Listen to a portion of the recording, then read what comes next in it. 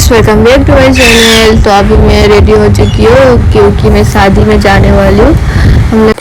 आज हम लोग के गांव में शादी है तो हम लोग सब उधर ही जा रहे हैं। फुल लुक दे मामी बाजे। अभी हम चार लोग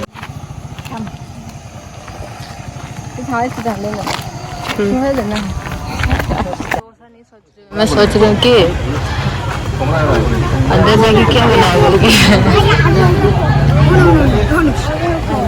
अच्छा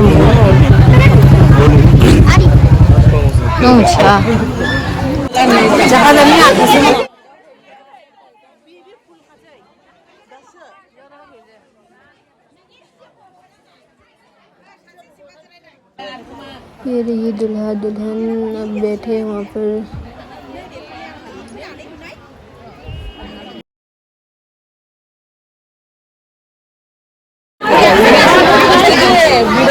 मुझे शादी में एक क्यूट बेबी मिला, कितना क्यूट है देखो।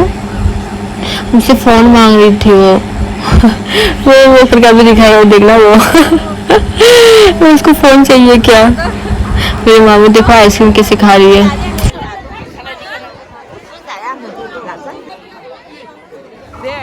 अभी हम लोग खाना खाने आ चुके हैं।